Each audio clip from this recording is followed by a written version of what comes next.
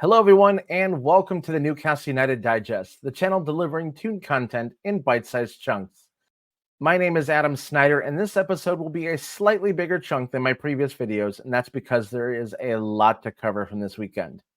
This past weekend, Newcastle took on Fulham, and I'll give you my recap on where I think things went wrong at Craven Cottage.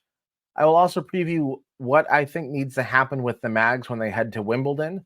But first, we have to talk about the big event that happened here in the United States, and that is the Premier League Fan Fest put on by NBC and the Premier League, as well as some corresponding events put on by Newcastle United themselves. The Premier League brought its Fan Fest to Chicago over the weekend, and I headed into the city from the suburbs for both events on Friday and Saturday. Friday night's event was hosted by Toon Army Chicago's new pub, the Green Post, and it was an amazing night. The club sent representatives from the supporter services and media team, and they were amazing the entire time. They greeted everyone with 2 drink tickets, courtesy of the club, and they had a large portion of the pub roped off for us. All corners of the USA were represented, with folks coming in from New York, Texas, California, and everywhere in between. Since the start of Toon Army Chicago, it was one of the largest gatherings of Newcastle fans I have seen anywhere close to the Windy City. In addition to the club's representatives, they also brought club legend Warren Barton with them. He came from San Diego and spoke for a little while, and he took a lot of time to sign several stacks of autograph cards for everyone. He also took photos with everyone who asked, including some great group photos, including the one that you see behind me. He also signed a shirt to be hung up at the Green Post, and he also didn't really do a dedicated Q&A session that night, but he was available to answer any questions somebody had for him. During this event, I was also interviewed for the club by their social media channels, and it was an honor and pleasure to represent Toon Army Chicago and Newcastle fans across the USA. I will link to that reel in the description below. Before I continue my experience at the actual Fan Fest, I have to give some special shout outs. First off, Beverly Creighton and the Green Post, who organized everything locally for this event. Bev has done an amazing job with organizing and hosting Toon Army Chicago meetups in Chicago, and she did a fantastic job getting the Green Post and the club's representatives together. Now, let's talk about Saturday.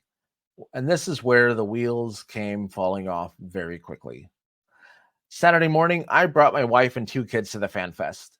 And I was hoping that it would be a lot of fun for everyone just within the fest itself. I'd watch the match with everybody. My 3-year-old daughter would be able to run around in front of the screen and blow off some energy. And my son would be able to just chill and watch the Newcastle game with us. Only one of those things actually happened, and it was not the way you thought it did. In a previous episode of this channel, I mentioned getting in line at least an hour early to make sure you get through security in time. I sadly was not able to take my own advice, and I got there a little bit later. Even if I had followed my own advice, there was no chance I was going to get into the festival in time for the match. I was there around 8:15 or so, and I was greeting with a snaking line that was thankfully in the shade. That part was nice, but it just took forever to move. My daughter was getting restless, so my wife took her to the nearby Lincoln Park Zoo for some exploring. More than an hour passed, and I barely moved. As the line slowly snaked, I bumped into other Newcastle supporters doing the same exact thing that I was doing, and that was watching the match on their phones instead of the big screen with our fellow Mags. The people that were in front of me as I saw the snake move back and forth, they got in line around 7:45, so my advice would have been pretty useless for this day. Thankfully, my son was fast asleep in the stroller while the line moved slowly along. For me, the biggest issue had to do with a lack of communication from the staff on hand. And if you can look behind me, I'll look this way, you can see that there is a humongous throng of people that's snaking back and forth. And none of them had a clue of what was going on. On multiple occasions, there were up to a dozen staff members standing around doing absolutely nothing. They had one person holding a sign for the end of the line, and occasionally people walked up and down the lines, and I assume they were ensuring that nobody was cutting the lines.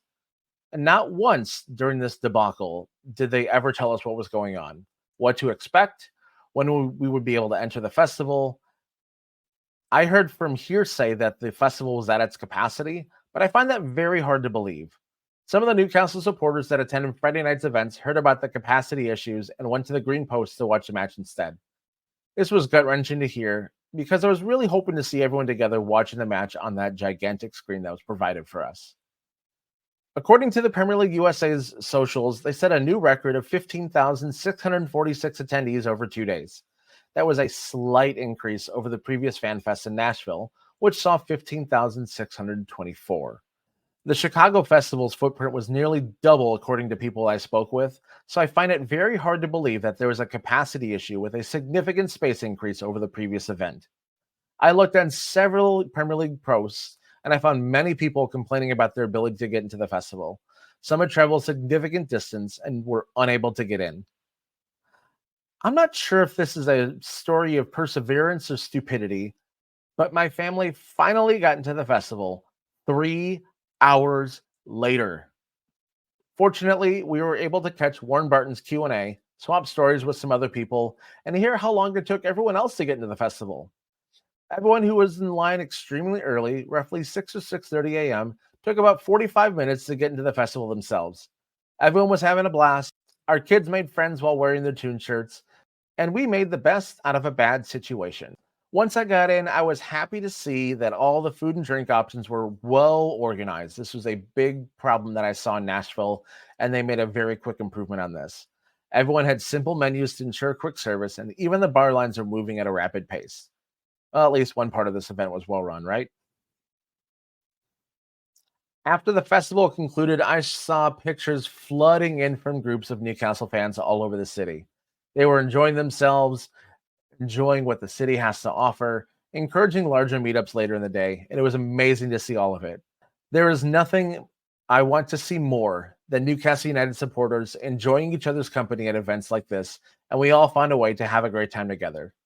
Some people described it as a family reunion, and the vibe was absolutely spot on for that. I could not have described it better myself.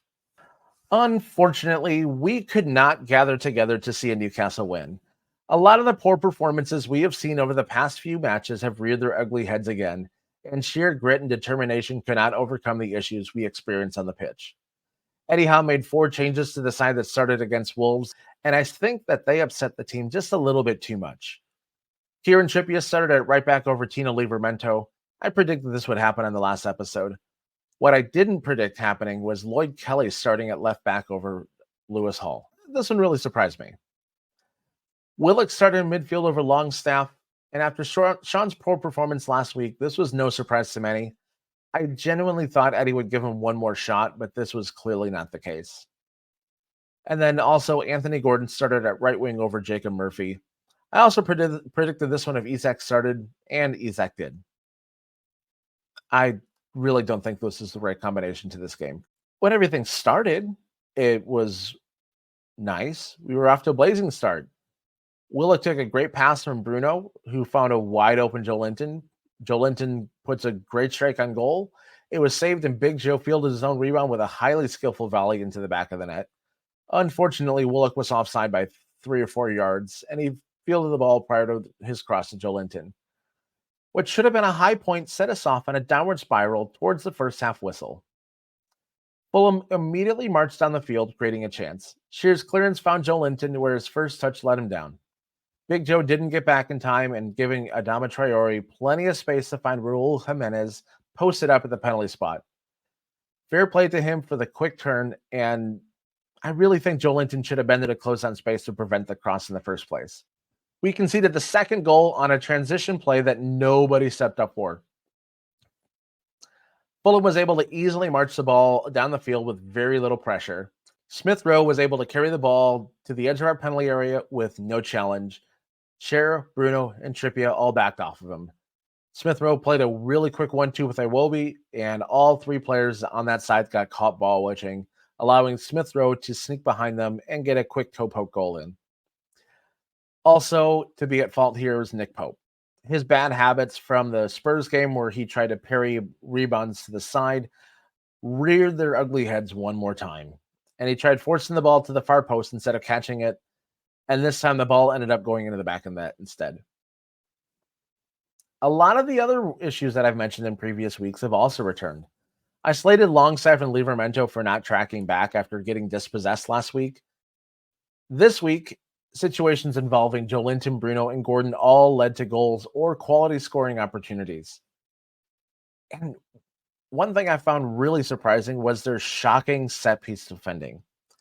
Joachim Anderson was able to get a free header flat footed near the top of the penalty area two or three times, and he was able to head it on goal or flick it to somebody else. Nobody picked him up, and this provided some dangerous opportunities for the home side. The second half began with a pair of substitutions. I gave credit to Eddie Howe last week to admit he didn't get things right and then take immediate action. Last week, he brought on Willock and Tonali for Joelinton and Longstaff. This week, he brought on Murphy for a struggling Joe Willock and Lewis Hall for Lloyd Kelly. That decision to bring on Murphy paid immediate dividends. Right off the opening kickoff, he orchestrates an attack, including the final ball that sprung Barnes free to slot the ball home in the bottom right-hand corner of the Fulham goal. This happened 28 seconds into the second half, and it gave us a foot in the game right away. Unfortunately, we squandered it quite a few times. It nearly came undone in the 59th minute when Joelinton heads the ball into a dangerous area and a free kick, setting up a quality scoring chance for Fulham. When you watch highlight reels of volley goals, the ones scored at the top of the box nearly always start with a looping header near the top of the penalty area. Midfielders and strikers love lurking around this area of the field for chances like this, and we were fortunate not to be on the ones on the receiving end of a worldy hit. Around 10 minutes later, we were gifted an opportunity to level the game, and we could not take advantage of it. After a couple of decent attempts by Murphy and Gordon, we applied pressure that led to a disastrous giveaway by Fulham. They passed the ball to a waiting Fabian Schär, who took a very quick shot wider than near post. Had he taken a touch and looked, he would have seen that Alexander Isak was directly to his left, wide open, sitting square for an easy tap-in, and would have surely allowed us to level the game and push for the game winner. Squandering that opportunity would come to bite us. Bruno was trapped in his own corner. He had Dan Burn on the end line for support, and he chose to clear it alone. He did the number one thing that you are not supposed to do when you are in your defensive third, and that's just haphazardly Hail Mary the ball across the center of the pitch and hoping for the best. It bounced off of Rodrigo Munoz right onto Reece Nelson's foot. He had the whole goal to shoot at, and he didn't miss. This is a very, very cheap goal to give up, especially down the stretch. And now let's move on to our ratings by position portion of the show. And we're going to start with Nick Pope. And I'm going to have to give him a 6.5 just for that second goal alone. He should not be trying to push that ball aside for a corner. He should be smothering that ball, slowing down play, and letting us get back into it and get into position. There's no excuse for what he did. And next, we're going to move on to defense. And they're also going to get a 6.5. Granted, the third goal isn't their fault, but it's hard to rate them higher than this. The wingbacks were very ineffective going forward. Scher's big miss for the potential equalizer, and the second goal were all really rough to watch. The lone bright spot in this back line was Dan Burn's playing positioning all game. Burn was lights out all game when I really thought he would struggle against Fulham's speedy forwards. And I'm going to have to give the midfield a 5 out of 10. The lone bright spot was Jacob Murphy's play on the goal. The midfield looked very disjointed again with no energy, and it was very apparent that Joelinton and Joe Willock cannot play together. It also tipped the argument further in favor of Tonali starting, which I expect will happen either on Tuesday in the League Cup tie against Wimbledon or on Saturday against Man City. And for forwards, I'm also going to give them a 5. Granted, Barnes' goal was good. They created some decent chances. There were two spots provided by the forwards for this game. The play by Isak and Barnes for the goal, and Gordon's twisty long-distance run into the Fulham penalty area deep in the second half were brilliant to watch. The rest of the time, Isak looked extremely isolated, and he was not getting the service or support that he deserves. Neither Gordon or Barnes could provide any quality service into the penalty area for Isak or anybody else, and it was really, really rough to see that, especially when they kept giving the ball away. Now, set pieces, both attacking and defending, I'm going to give a 5 out of 10 as well. There was not a lot of offense generated from our attacking third set pieces, and there was plenty of shocking effort defending them. Several free headers and salivating volley opportunities made any dead balls opportunity a very scary thing to watch. And that gives us an overall of 5.6 out of 10. This was a performance to forget. and I hope that it's forgotten very quickly. The lads keep their heads up. They continue on and put a hurt on Wimbledon on Tuesday. It's always a scary situation when we play a team several divisions below us in the League Cup or the FA Cup. It provides opportunities for young and fringe players a chance to shine for the gaffer, but too many of these opportunities provided can yield a disaster. It's happened so many times over the years, and I witnessed one of these in 2017 when Sutton United of the National League knocked off then championship side Leeds. I believe Sutton was more than 80 league positions below Leeds, and they were able to top them 1-0 at Gander Green Lane. I think this will be a chance for players like Tonali and Osula, who made his debut against Fulham, a chance to get their first starts in a Newcastle shirt and get a chance at quality minutes. If Isak's toe is still an issue, it could be an opportunity to rest him ahead of the big tie against Man City. Here's my predicted starting 11 for the Wimbledon match, and I predict a lot of changes. In goal, I think you're going to see Ruddy start over Pope, and the back four will be Livramento, Kraft, Kelly, and Hall. Midfield, you're going to see Tonali, Willock, and Murphy. And up top, you'll see Miggy, Barnes, and Osula. Like I said, a lot of changes, but here's the bottom line. A win on Tuesday keeps some form of optimism alive among the Toon faithful. Getting dumped out of the cup, combined with a potential loss to City on Saturday, could lead to a very turbulent time for Eddie Howe and his Magpies. On paper, we should have enough to play a weakened side and still beat League Two Wimbledon.